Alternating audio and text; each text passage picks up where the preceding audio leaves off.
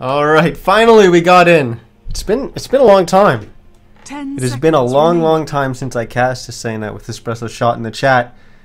But yeah, I cast a little bit for the Saturday Dota League on Saturday, but it's been a while since I casted any at the Dota 2 Canada Cup because there haven't been any games. We've been waiting for this match. It got scheduled pretty late, and then on top of that, then it got moved back even further. So finally, we're here. We get to find out who will move on. This is a loser's bracket match. It is just a best of one.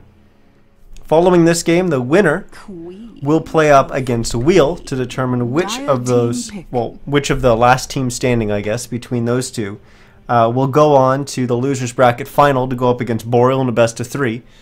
Not sure when that date's going to be. I'll have to let you guys know. But then eventually, whoever wins that best of three goes on to the finals, to the grand finals, I should say, to go up against the North American rejects in a best of five. We've got, what is it, prize pool now? $11,867 on the line right now, getting closer and closer to that 12,000. Of course, 12.5% of your $9 in-game ticket goes towards that prize pool, so definitely check that out. You can also check out DotA2.ca for more information about the tournament and all that jazz. Besides that, reserve time. We're almost done. We are almost done. The Dota 2 Canada Cup. We have at least 7 games left, including the games tonight, but just at most 10. So we're so close, so close. 4 series in total, and we're gonna get rid of 2 of those tonight. Yeah, it should be a good one. We got eHug versus Summoner's Rift. I always screw up and call them Summoner's Rift. Summer's Rift, and according to Dota 2 Lounge, this one's a little bit lopsided. 76% in favor of Summer's Rift. Of course, Summer's Rift have pretty much only lost to one team, and that's the North American Rejects, which we already know is waiting in the grand finals for these teams to sort themselves out and determine who's going to challenge them. We've got eHug, which they finished 3-1 in the group, of course, going back to that tiebreaker group with Not Today. That was an interesting group to watch. But coming out of that group stage, in the first winners bracket round, they went up against Summer's Rift, and they lost 2-0, so maybe a little bit of revenge here. The one thing they have going for them, though, that was the old patch. That was 6.83. This, of course, 6.84, and we see a ton of different heroes getting picked up. Teams playing a very different playstyle as well. So who knows, between these two teams, it could go the complete opposite this time around. eHug, surprisingly, well, actually, I don't know how to word this, but they didn't get a TI5 qualifier invite. Of course, Summer's Rift did, and they're one of the favorites to go up against Team Tinker. But I'm actually a little surprised. I mean, I was more surprised that Boreal didn't get in. But I'm pretty surprised as well that eHug didn't get in. I thought those were 2 of the teams that were kind of vying for a position there, or spot there. But they didn't get in, and now eHug will look to prove themselves and show everyone that they deserve one of those spots. But now they'll have to work through the open bracket, and this game will certainly prove to be a little bit of practice for them. But let's hop into this draft, as it's quite a ways along, as we see 6.84 in full form here. Undying, the first ban coming out from Summer's Rift, and Brood Mama as well. Brood Mama really gaining a lot of traction as one of those really strong picks. Alliance absolutely loves it, of course. Bulldog, Rat Dodo. It's a perfect hero for them. But then we had Sand King, which...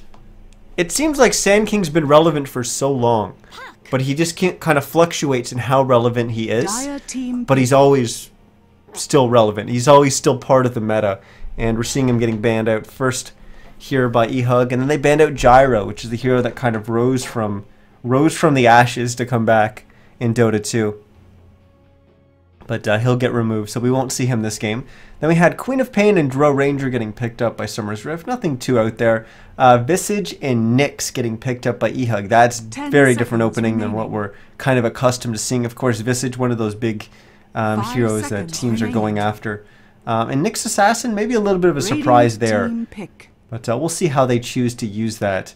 Shadow Fiend and Phantom Lance are banned out by Summer's Rift. Vengeful Spirit and Beastmaster banned out by eHug. Then we had Dazzle and Tidehunter getting picked up by Summer's Rift. And now Puck, and we're awaiting the 4th pick for eHug. But Dazzle, another one of those heroes who he was relevant in I don't know, maybe a couple patches ago. He was very, very relevant. He was kind of your one of your go-to supports. It's when teams were playing a lot more passive.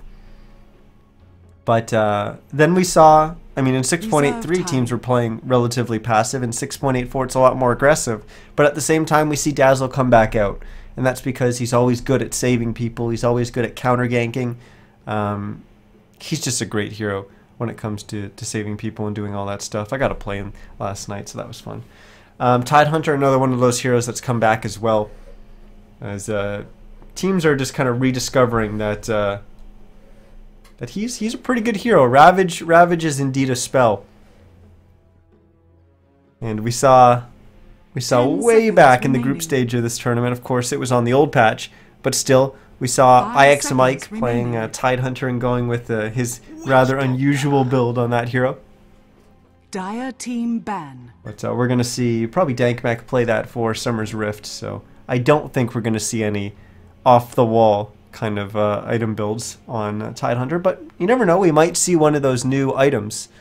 As I don't think I've seen 10 seconds remaining. Tidehunter pick up anything too unusual in terms of the new items, but we'll see. Remaining. We'll see if they choose to pick something up like that. Of course, they've already got a little bit of minus armor synergy on Summer's Rift with Dazzle, Weave, and Tidehunter's Gush, or Splash of Water, or whatever you want to call it.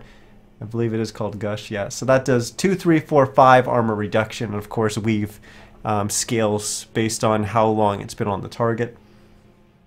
But a lot of minus armor there, so we most likely will see a medallion coming out for Summer's Rift. Question is, will they upgrade it to a Solar Crest, which I think could be very valuable, although it's not... it would be used a lot more offensively by Summer's Rift rather than the defensive aspect, because we don't really see much right-click coming up from eHug with them adding on a Witch Doctor now, and they basically have 3 relatively supporty heroes with the Visage, the Nyx Assassin, and the Witch Doctor, which leads me to believe that the Nyx Assassin is offlane, Puck is mid, and then we're going to need a really hard late-game carry, Anti-Mage getting banned out by Summer's Rift, so they're recognizing that, but I don't know.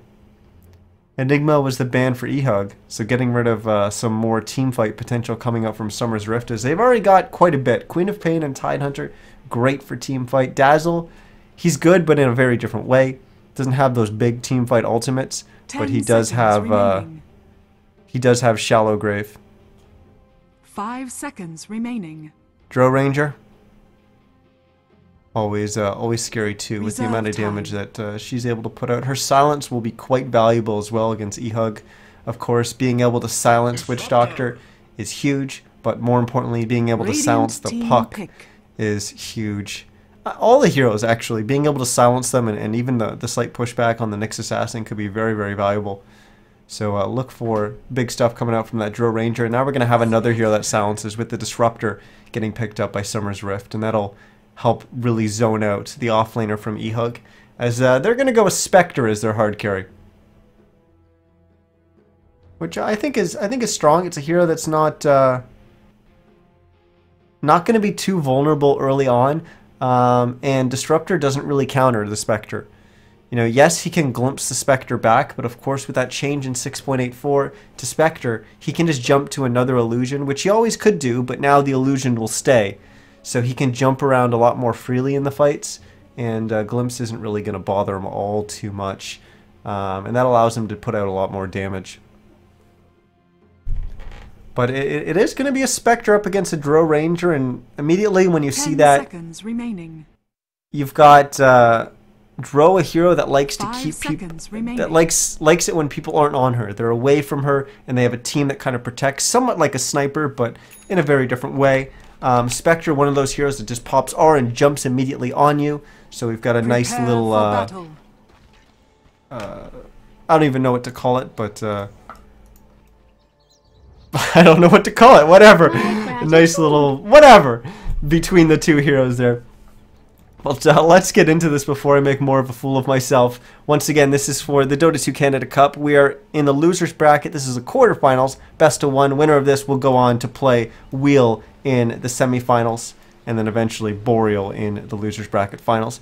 On the Radiant side, we've got eHug. MJW is going to be playing the Nyx Assassin up in the top lane. In the bottom lane, though, we've got a little bit of trouble here for Bloody Nine as he's going to go down, giving our first blood. He was playing the Witch Doctor. Ja is going to be playing the Visage, Justin's going to be on the Spectre, and Infinity is going to be on the Puck. 30 seconds to battle. For our Dire side, Summer's Rift, Brax is going to be playing the Queen of Pain, Banana Slam Jamma on the Drow Ranger, Whitebeard on the Dazzle, Demon playing the Disruptor. Not sure if you got to see any of the Red Bull LAN finals, but Demon did a pretty good job of taking up the caster / analyst role. It was pretty cool to see him. Of course, he's got that Red Bull sponsorship. Begins. And then Dankmac is going to be playing the Tidehunter. Worthy tribute. The interesting lanes so far coming out is they're not what I expected. As Summer's Rift have gone aggressive with their tri lane, they're going to have Brax on the Queen of Pain in that tri lane. So it's an aggro tri lane with the Queen of Pain, Disruptor, and Dazzle going up against the Spectre, Witch Doctor, and Visage. So immediately, Spectre, weak in tri-lanes. Really, really weak in tri-lanes. However, Visage, really, really strong in tri-lanes. Dazzle, really, really strong in tri-lanes. Not the most offensive. He is when you pair him up with something like a Shadow Demon, but for the most part, not really the most offensive in this kind of setup. But it should give them more than enough to allow Brax and Demon to play very, very aggressive, knowing that they have Whitebeard in behind them. But Demon getting slowed down a little bit here, needs to be a little bit careful of his positioning, but for the most part, all these players playing really well and positionally sound, as Bloody Nine and Demon were the ones to take the most damage there. But we won't see a hero fall just yet. We do have an aggressive observer ward here, giving them any vision of what the heroes are doing on the side of eHug, as more damage is going to be exchanged here. But Ja getting low, but still, no one really overcommitting too far to actually see us have blood spilt in this tri-lane. Of course, we do have the advantage of that first blood going the way of Summer's Rift, and that's going to help strengthen their tri-lane. I didn't even note that Brax actually did get the first blood there, so that's huge for them on the Queen of Pain.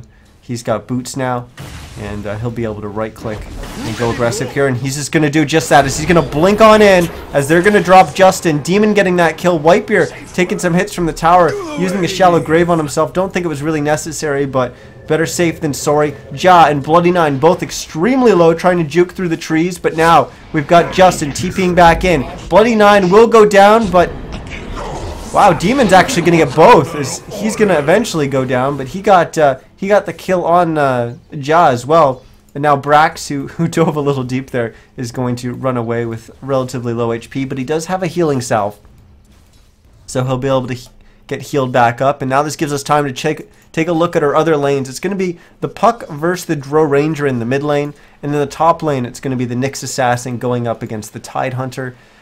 So far that lane pretty even, 11-0 on the Tidehunter, 10-2 on the Nyx Assassin.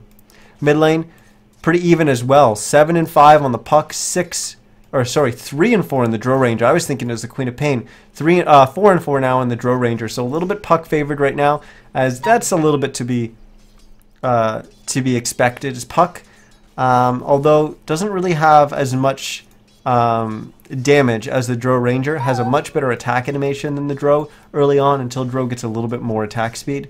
It's a little bit difficult for her to last hit the first couple levels, so you expect Puck to do a little bit better early on when it comes to last hitting.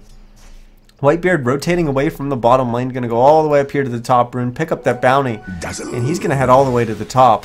As interesting that Summer's Rift have chosen to rotate that Dazzle away, as we see a little bit of damage being exchanged, but we've got action starting in the top lane, or maybe not. Whitebeard just casually walking in behind and then starting to attack the creeps.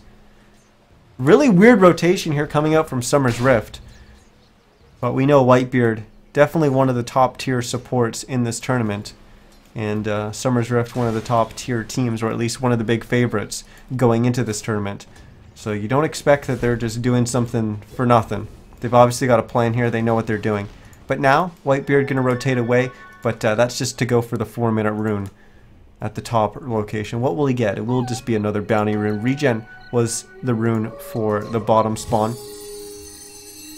As Banana Slam Jamma, not really one to go for those runes, but they've got the Queen of Pain, and with them being on the aggro tri-lane, that means you've got much more aggressive positioning in your off lane, and you basically force the safe lane or eHug tri-lane to play a lot further back, and that frees up that easy rotation to the bottom rune. So it's much easier for you to go and pick it up as the aggressive tri-lane, whereas when you're up against a traditional tri-lane as just a solo off-laner, it's the complete opposite. It's very difficult for you to get the rune safely at times. But Glimpse getting used there, bringing Bloody Nine all the way back. But wow, they almost didn't get the kill there. But Ja was there with the deny as the Shadow Strike was on from Brax. So eventually he was going to tick out. I don't think the Voodoo Restoration would have done enough to keep him alive, as it's just 16 heals per second.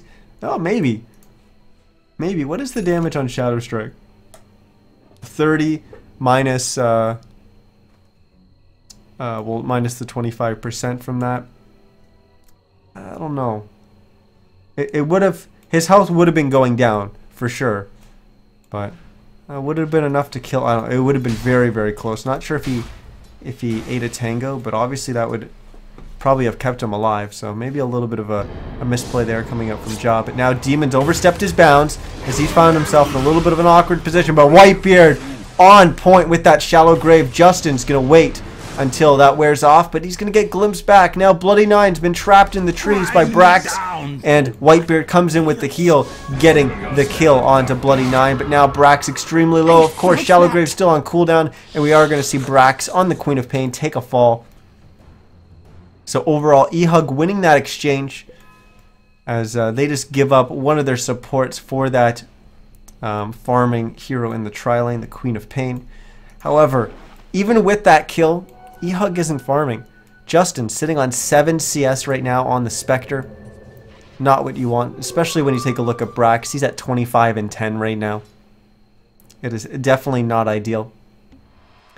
But you should mainly be comparing the Spectre with the Drow Ranger. So Spectre at 8-0, 19-4 is the record for the Drow Ranger right now. Is still struggling in the mid lane up against the Puck. Infinity up at 31-12.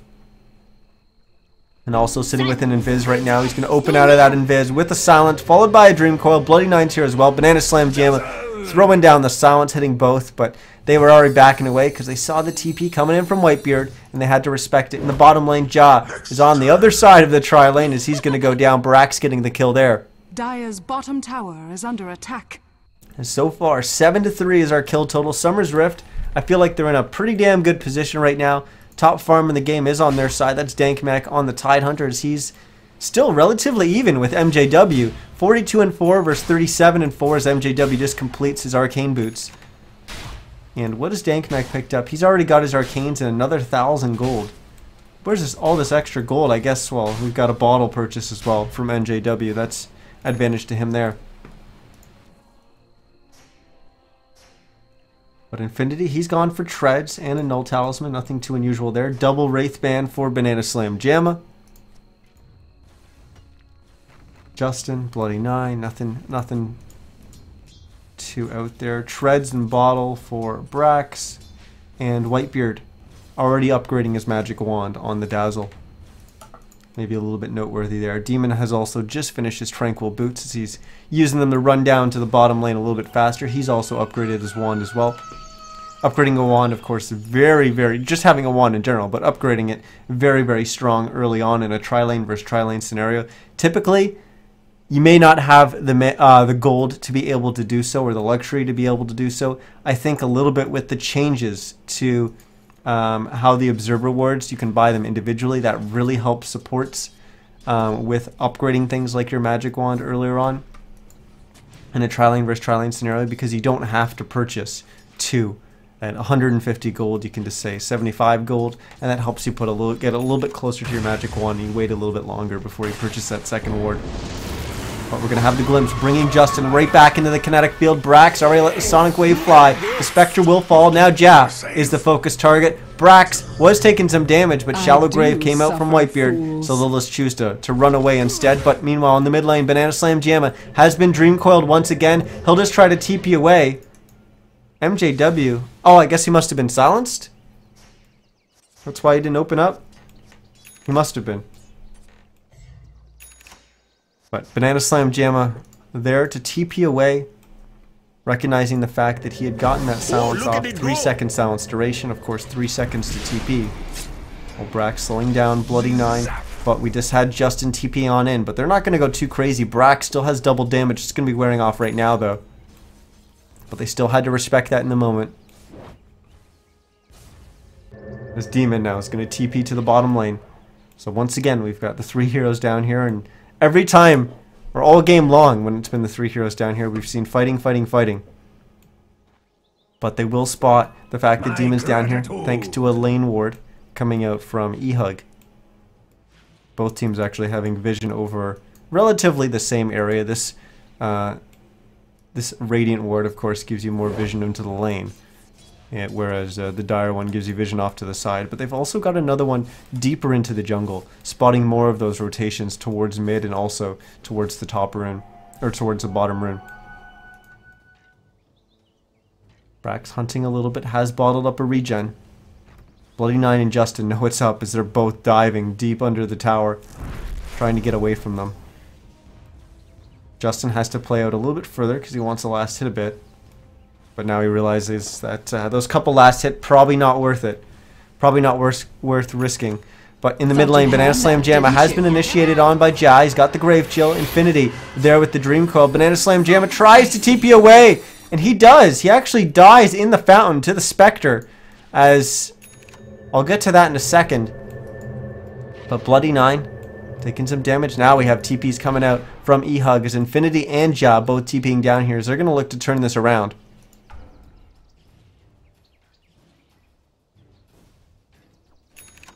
Brax on the hunt through the Radiant jungle. He will find Infinity, but not in a position that I think he expected to. But this Observer Ward actually doing a lot of work for eHug with spotting these rotations coming out. As you see, there was a sentry down to kind of try and counter ward, and it just barely misses that Observer Ward. But I'd like to see another sentry ward coming down, because I think it's starting to get pretty obvious that there's an Observer Ward, like a lane ward here. The question is it in this location or is it in this location? Either way, you should be able to sentry and catch both of those. There is the chance that you've got a deeper, lower one. But either way, there's well, apparently they don't know, as they just smoked directly on top of that Observer Ward. Tower is under attack. The supports from Summer's Rift not reading into some of their rotations being thwarted there. But we've got a smoke from eHug as well, as they're going to head towards the bottom lane, but they're not really going to anywhere that they're going to get kills. Meanwhile, in the mid lane, though, Demon and Whitebeard have found Justin. They're going to glimpse him back, drop him into the Static Storm. Kinetic is off the mark, though. Demon using the order completely wrong there. But Demon will get initiated on by MJW. He'll be the first hero to fall. Whitebeard now on the run. Grave Chills himself. He's going to try to TP away. Dankmech has already let the Ravage fly, but he's going to go down in just a second. No mana to use his mech. Stick, 5 charges, but not off cooldown in time. So we lose 3 heroes from the side of Summer's Rift. Not the best initiation there coming out from them. Radiant's top tower is under attack. That ends up being a 2100 gold swing in favor of eHug. Brax still in Viz. Gonna look for a kill here on the Bloody 9. He's gonna open up Sonic, or Scream of Pain. Then Shadow Strike and Brax. Getting very, very low. Justin there with the TP on in. But Demon glimpses him right on back. So Justin unfortunately not able to get the kill there. I want to point out the one thing I was trying to say about when Justin got the kill on Banana Slam Jamma after Radiant's the TP. I don't attack. believe he had an urn at that point, which meant he didn't have any way of dealing dot damage, of course. Spectral Dagger doesn't do dot damage. Desolate doesn't do dot damage. Dispersion doesn't do dot damage. Nothing he has deals dot damage. But it was a bug in Dota 2 for a long time. You being able to get basically global kills. What? When did they? How did they get the kill there? I don't know. But it was a bug in Dota 2 for a while, and being able to get global kills even when you weren't like involved in the kills on Spectre. It was really, really weird. They fixed it, but you still occasionally get those late kills, and sometimes, like, I think there was a match maybe a week ago, if that, there was a global Spectre kill, a Spectre nowhere even near the hero, and then got the kill on it. It didn't really make any sense. I haven't gone back and looked at that replay to know exactly what happened there, but obviously we just had the Drill Ranger die in the fountain, which can't really happen from a Spectre. Radiant's bottom tower is under so maybe attack. a little bug there or something. Maybe a little bit of lag. Oh, look at it go! We will have this mid-tier one taking a bunch of damage. Brax just TP's on in, and Infinity and Bloody Nine will both respect it. Brax getting the last hit there, not being at last hit by this creep wave. We will have our first item getting picked up by the next assassin. That's going to be his Blink Daggers. He's going to immediately go hunting as he's going after Banana Slam Jamma. The ping's coming out from Justin, showing exactly where Banana Slam Jamma is rotating, and thanks to this Observer Ward once again. But he's not going to be able to catch up and get the kill there. We do have a grouping from Summer's Rift in the mid lane. Radiant's middle tower is as they're going to look to push down this mid-tier 1 tower, and take a look at the mini-map. All the heroes from eHug rotating away, so they're going to sacrifice it. They're going to go for a trade, going after the top tier 1. Radiant structures are fortified. Switching on over to the net worth. Radiant's as middle our tower top has hero fallen. in the game, Brax, on the Queen of Pain. He's sitting at 6.7k net worth. He also gets the last hit on that mid tower. Ja getting the last hit for eHug on the top tower. Second and third in terms of net worth, both on the side of eHug. We got Infinity at 5.5k on the puck, and then still the Nyx Assassin and the Tidehunter almost completely even, just under 100 gold separating the two of them. We've got a Roche attempt here from Summer's Rift. eHug knows what's up as they're going to open with the reality from Justin. Brax is going to get our first kill onto MJW. Dank Mech has been stunned up by this cask bounty between him and Whitebeard. Whitebeard, of course, not able to get the Shallow Grave off because of those stuns. We will have Dank Mech TP back into the game. He still has Ravage available. Bloody Nine getting low. He'll drop. And with that buyback, I think Summer's Rift, buyback and 2 pickoffs, I think Summer's Rift should be able to take Roche freely here without eHug further contesting, as Justin's going to back away and Ja as well. Roshan has there we go. Roche going down. Banana Slam Jamma will pick up the Aegis.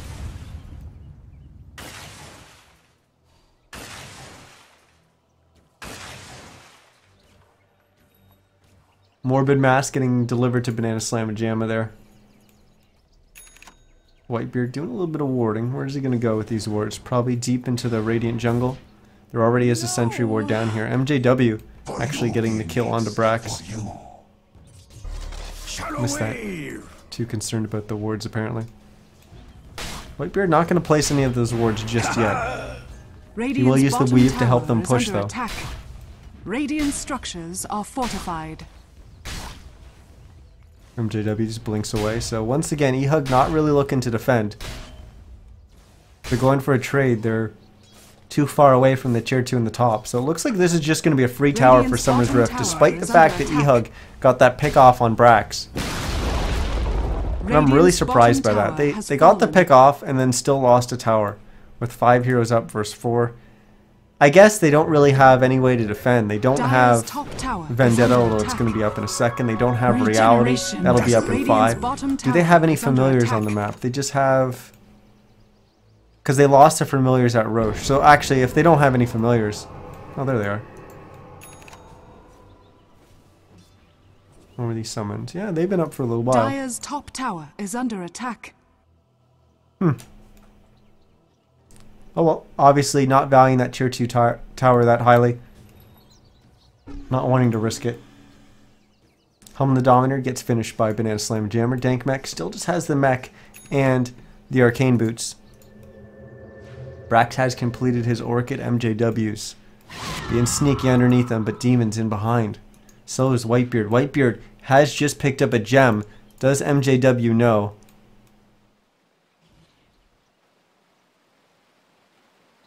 He is backing away. Whitebeard stepping out, making sure there's no observer wards or anything like that here, using that gem. It looks like we're going to have another push here coming out from Summer's Rift as the weave comes out once again, as Brax and co will look to push down this tower. Once again, eHug completely rotating away. MJW and Ja are smoked right now, but they won't find a target. Or maybe they will. Banana Slam Jam just up here on the high ground. MJW, his smoke getting popped. What? Not blinking, not knowing exactly where that Drill Ranger is.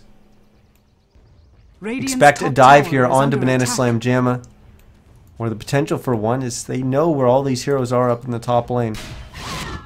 They have shown. The only one not showing right now is Whitebeard, but he'll be showing now. So it's a very real possibility for them to dive on this rope. Doesn't look like they're going to do so. Top tier 2 is going to go down. Radiant's top tower eHug trying to split with that pressure in the mid and in the bottom, but not able to get any kills. Justin lucky to survive there. Demon a little off on his counting from 1 to 4. But Justin will TP away. Brax gets the shallow grave. Demon getting completely low, or incredibly low, but Dank Mech saves him with the Ravage, but Demon will still go down. Infinity gets the right clicks off. We will lose Brax in the process. Now silence coming out from Banana Slam Jamma. That's trapped Ja as he's going to go down. As Infinity will get the kill there onto Whitebeard. But will Infinity be able to escape here? Doesn't look like it. He's going to go down. Banana Slam Jamma getting that kill. In the end, it's 3 for 3. Gold pretty much even. 1,700 gold difference between the two teams there. 57 XP. Pretty much dead even. Let's actually take a look at our gold graph, as I think it's going to be a little bit more Rift favored. Indeed it is. 3,000 gold or so in their favor. XP pretty close to even. A little bit more closer than I would have expected. But eHug definitely sticking in this game, as that kind of deficit at this point in the game, obviously you think, well, there's a little bit of a lead there for Summer's Rift, as indeed there is, but you have to think going later and later into the game, are they punishing eHug enough, given that they've got a Spectre, and the Spectre, very, very weak, will come online eventually. When you think 3,000 gold, is it that much considering you've dropped a tier 1 and a tier 2 in the bottom lane, you've dropped a tier 1 in the mid lane, you've dropped a tier 1 and a tier 2 in the top lane? That's a lot of tower gold. That's a lot of tower gold that eHug hasn't taken. eHug only taken the top tier 1 and the mid tier 1. They haven't taken any other towers. That's a big gold discrepancy. 3 towers? That's going to eat up a big chunk of that 3,000 gold differential there. So I'm not sure if Summer's Rift is far enough ahead. Certainly not as far ahead as they'd like to be. But I'm not saying eHug is definitely in the driver's seat yet. But I don't think Summer's Rift have punished them hard enough to put them out of the game. There's still going to be some big fights to come that are really going to determine what goes on in this game. Demon has been spotted as he walked past this creep, attacking the creep wave. MJW gets tossed up in the air from a Yule Scepter. But I think both teams are going to disengage here. It looks like it. Old Demon getting a little aggressive here. Sentry Ward will come down from Bloody Nine as he was looking to do a little bit of counter warding. But Demon will punish him. Brax will get the kill. No, never mind. Dank Mech splashes some water on him. That gets the kill instead. As Bloody Nine was trying to TP away, but not able to do so in time. That Observer Ward will stay alive, as of course they just dropped the Sentry Ward thanks to their gem. They do have another Observer Ward up on the high ground here. Middle tower is under attack. We do have 2 heroes backing for the side of Summer's Rift, but they need to be careful. Could walk directly into the heroes of eHug. MJW was there, but of course he can't see up onto the high ground, and he just used his stun on the creeps. Mid tier 2 goes down. Banana Slam Jamma getting that last hit. eHug once again going for a trade, but not able to drop a tower, or at least not yet. Justin should be able to stick it out and attack this tower. Nope, he's going to TP back. Interesting play coming up from him, given that he has reality. Radiant's middle tower is under attack. Catch. But he'll TP back. This way he can use his reality a little bit different. Glimpse isn't going to counter him as hard, forcing him to jump back in. And he can kind of play around the fact that, oh, you've come back. I can just start a fight normally, and I don't have to pop my reality to enter into the fight. I can pop it at a different point. They know exactly where Justin is because of this observer ward. Great wards coming out from Summer's Rift, but you take a look on the map, you've got... I can actually fit 3 wards all on the same screen, but they're all doing different things for Summer's Rift. I'll try to get to that point in a second, as we've got to push up here on the high ground. The tier 3 has gone down. MJW is trying to cut the creep wave to wipe out any kind of reinforcements coming down the lane for them. But they've already taken the range racks. Melee racks about half HP. Cask will come out from Bloody 9. He'll lay down the Maledict onto Brax. And now the reality's going to come out. Do we have a Ravage? Here it comes, right after the Dream Coil. Brax, BKB'd and on the run. He'll try to TP away. Static Storm and Kinetic won't trap anyone. Actually, he'll trap Ja, but he's able to step outside the Static Storm. Dismech and MJW in a battle once again. Demon will go down though. MJW and Dankmech, who will go down? Looks like Dankmech's going to be the one to fall. Oh my goodness, so close between these two heroes all game long. But in the end, we will lose 2 heroes on the side of Summer's Rift. Somehow, everyone on the side of eHug staying alive. As there was a little bit of a sloppy initiation there from Summer's Rift. Of course, Demon basically whiffing his ult and his kinetic field. So that's a little bit disappointing for Summer's Rift. We'll have to look to clean that up a little bit better. There was, it seemed like the time that the Static Storm came out was a little bit disjointed with when the Ravage came out. Of course, you basically want the Ravage to set up the Static Storm kinetic. And obviously the timing was a little bit off there. Maybe Demon was silenced by the puck, or maybe it was just the Dream Coil, because the Dream Coil came out right before the Ravage came out. So that's a real possibility. And then when you don't really have that better setup, it's a little bit harder to land a kinetic field in a Static Storm, especially when you're not using Glimpse to set it up against heroes that are playing quite well positionally. Illusion. Banana Slam Jam picks up an illusion. MJW knows exactly where the real one is, as he's stalking it.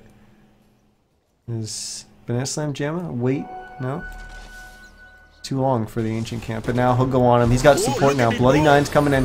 The Cask bouncing between him and his Alpha Wolf. Dankmech blinks on in. No Ravage available just yet, but he does get the mech off, and that'll keep Banana Slam Jamma alive. And now we will see Banana Slam Jamma go down, but it's there are other heroes on the side of eHug that are on the run as the puck tries to disjoint any kind of damage coming in, but the Glimpse will still send Infinity back, and he'll go down. MJW tossing Dankmech up in the air. That'll allow him to escape. The Bird's still scouting over Roche. We know Roche will be up soon. Of course, the players don't know exactly when that'll be.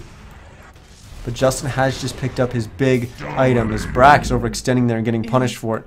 But Justin's picked up his first big item. That's going to be a Radiant. Keep in mind, 6.84. Radiant has changed. It does have 17% passive evasion on it, which is quite a big buff to Radiant, and certainly a big buff to Justin or to Spectre. The one downside or interesting interaction between that is Spectre, of course, is great with Radiance. The damage it provides, fantastic. Both in the AoE and in the single target, the right-click damage that it provides. However, as you get... early on into the game, Spectre a little bit squishy until you get those items on him. So the evasion's going to be really nice on a Spectre. The problem is as you go later and later into the game, Spectre becomes tankier and tankier and tankier, and he does start doing a lot of damage with dispersion. Of course, you're going to be doing less dispersion damage when you're not getting right-clicked as much because people are missing. It's not the biggest difference, but maybe something to at least consider. I still think Radiant's a very, very viable item on the Spectre, but it's it has a little bit of interesting timing there. The Summer's Rift is going for Roche here. MJW sitting close. Did walk over a sentry ward. Did get, well, almost silenced by Banana Slam Jam. A Bloody 9 from the high ground. Drops the Death Ward. Dealing some damage to Braxton Whitebeard, but not able to do too much. But Demon's going to have to walk back into it. It forces the Shallow Grave coming out from him. Ravage also came out from Dank Mech. Static Storm and Kinetic still won't land. It does a good job of zoning, though, as Banana Slam Jam and Demon are going to go down. Roche is going to go down. The Aegis does get picked up by the Spectre, and this is a huge win for eHug here, as Dill actually wipes Summer's Rift. Justin kind of low. I don't think he'll take out from the Shadow Strike. As yeah, he's still going to survive with 80 or so HP. Of course, he still has Mech. He could have even earned himself, and then he's got the Aegis on top of that. But huge fight for eHug, and look at that gold swing. 4,700 gold going their way, almost 7,000 XP, but more importantly, they now have an Aegis on their side. They drop a tier 2, they get even more gold. Most of them rotating up to get this tier 2 in the top lane, which looks like they will be able to do. It's just sitting on 200 HP. We still have 15 seconds until the majority of Summer's Rift is back up. Dire's top tower is under attack. But eHug, just like that, changes the game around. I asked in chat to say who's who on eHug, so I'll bring up the thing there, so you can take a look at it. Nope, no Tralf and Mason. Justin, Infinity, Bloody 9, Ja, and MJW. Well, let's actually switch on over to the gold graph. Holy moly, look at that gold swing in favor of eHug. That fight was huge. Almost 5,000, probably closer to about 4,000 gold in favor of eHug. The XP, 12,000 in favor of them. But go back to what I was saying before. Early on, Spectre very, very weak. Summer's Rift looking to really punish that Spectre. And they did so. They took those towers and they got a lot of gold out of that. But I don't know if they were able to do enough, put enough pressure onto Justin. And now with that one huge team fight, not only was eHug still kind of hanging around, they were still pretty close, but now they're ahead. And this Spectre is getting closer and closer to being that big threat that you have to be wary of. As we see, he's now our #1 net worth in the game. Just 200 or so ahead of Brax on the Queen of Pain. But still, he's... Keep in mind, there was an aggro tri-lane coming up from Summer's Rift. Justin started with basically zero last hits. Like, no gold out of the laning phase, and he's definitely rebounded quite well. But it's not over yet. eHug still has to keep the snowball going here for the Spectre. Keep him farming. Demon may get punished here. Yeah, he's going to glimpse him back. Now he'll try to drop the static and try to TP away, but not going to be able to do so. Justin getting that kill. He's on a monster kill streak as well. That's exactly what they needed. And now they're going to look to drop the last tier 1 tower remaining for Summer's Rift. More gold coming back the way of eHug. And that's one of the things. Go back to that 3,000 gold differential early on. I said the vast majority of that gold is from the towers. And of course that advantage is temporary. Tower gold early on versus tower gold later is an advantage, but you get that gold earlier and then you kind of have to do something with that gold. If you're just ahead sheerly on tower gold and you don't use it to get yourself further ahead, then the other team is just going to catch back up later on in the game when they take those towers. And eHug definitely taking a bunch of towers, getting all that gold. Is now we're actually almost even. Just the tier 3 and the range racks in the mid lane separating these two teams, as all the other towers have finally gone down. As will eHug actually stick around for this? Justin going to get glimpsed back. Kinetic, unfortunately, off the mark once again. Demon not on point with his timing this game with those kinetics.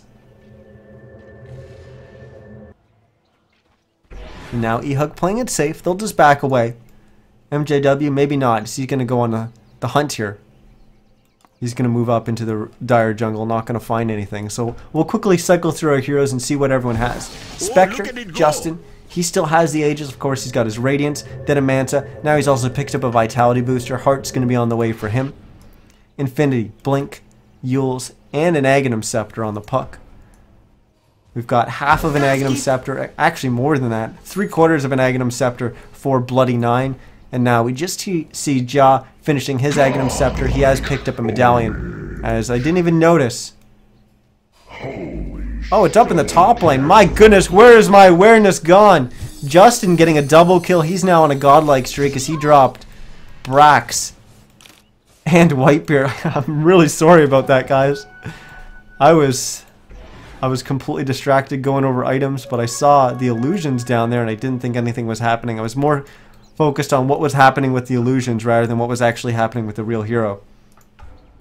But Ja has picked up the medallion and his Aghanims. He's got a gem on hand. We've got Blink, Yules, and an ultimate orb for the Nyx Assassin. 2,900 gold on hand as well. Interesting to see what he's going to build that ultimate orb into. Maybe a sheep stick. That wouldn't be a bad pickup for him, as he's going to be about 500 or so away from completing that. But buyback going to be very important in this game. So he's sitting on about 2,000 surplus gold. So a little bit of a ways away, about 700 gold until he's going to be able to pick up that Mystic Staff, if indeed that's what he's going to be after.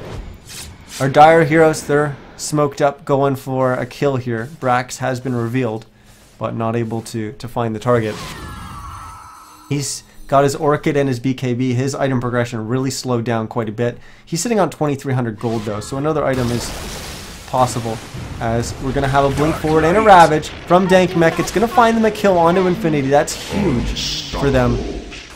MJW though coming in from behind, getting a kill onto Brax, as that Nyx Assassin just dropping the Queen of Pain so quickly now at this point in the game. Of course, the only thing defensive in terms of Brax's items is going to be the BKB, but really all that's helping you there when a Nyx Assassin goes on you is the strength, the 10 strength from the BKB. The BKB duration isn't going to help you because he's going to stun you. There is actually a timing there where MJW really won't have enough damage to kill you if he's not able to right click out of Vendetta, and there is a moment there that you're able to BKB before the stun comes out, but it's a really difficult timing to hit, especially if you're not immediately looking at your hero. But we'll continue with the items. Whitebeard does have a cloak, so Glimmer Cape is on the way. Surprisingly, we haven't seen one yet this game. Demon has finished his Aghanim, so he will be able to... I almost called it Silence. I was going to call it Mute, but I believe it's Break? No, it is Mute. It is Mute. He'll be able to mute items with it. Still, 6.84 terminology, not up to snuff just yet. As I still think those two have to be switched. It should be you break items and you mute passives, but whatever.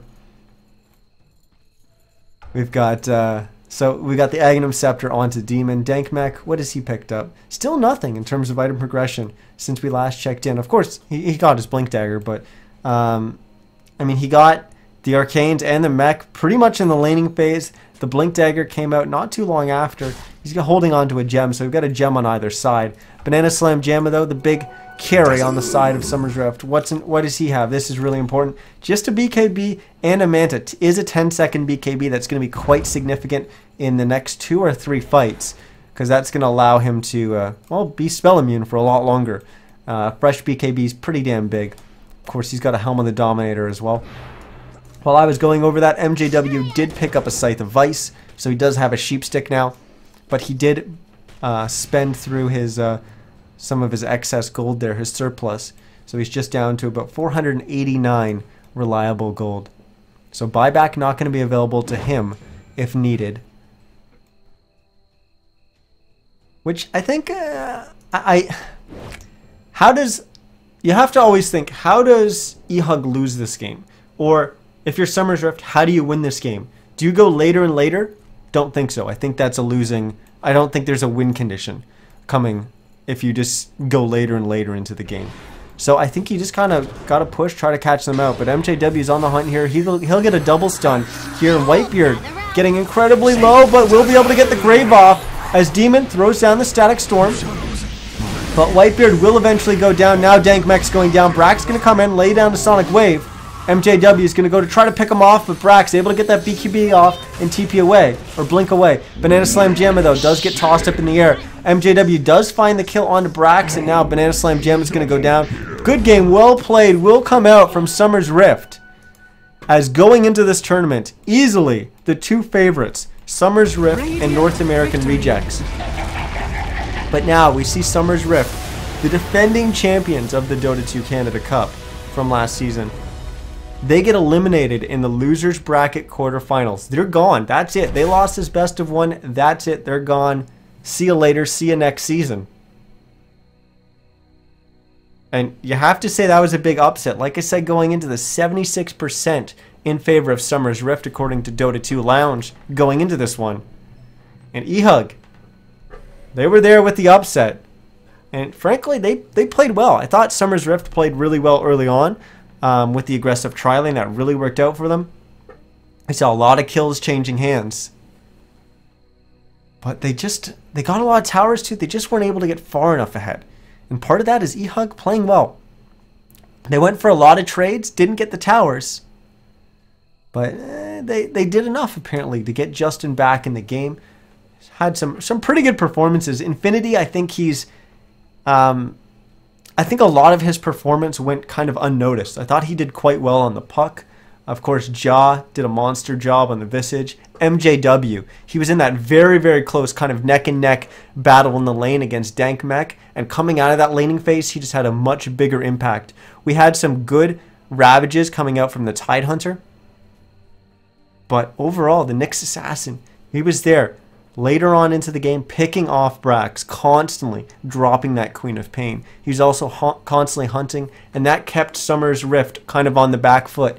And just when you're one hero like that, a Nyx Assassin, being able to you're almost doing the 4 protect 1 role by yourself. You're creating so much space for your carry. That is absolutely huge, and that's exactly what you want to do on that role, and he did a terrific job of that. So we will see Summer's Rift eliminated from the tournament. eHug will advance into our next match, which is set to start in about 11 minutes from now. It's set to start at 8:45. Of course, we've got a 2-minute delay, so we'll have to wait for that. But we will have eHug going up against Wheel in our losers bracket semifinals. Winner of that won't play tonight, but they will advance to the losers bracket finals, where they'll go up against Boreal Esports in a best of 3. So don't go anywhere. We do have that one more match coming up, another best of 1 between eHug and Wheel. And hopefully you will stick around and join us. If you did enjoy the cast, make sure you hit that follow button on twitch.tv/NizCast. And also hit me up on Twitter and YouTube, where I upload all the VODs. You can find that stuff. It's at NizCast and youtube.com/NizCast. Nice and easy to find. Also support the tournament, dota2.ca. Also buy the in-game ticket for $9. Help support, increase the prize pool. But that's going to be it for this one. Hopefully you guys will join us in about 10 minutes for our next game. Thanks for watching.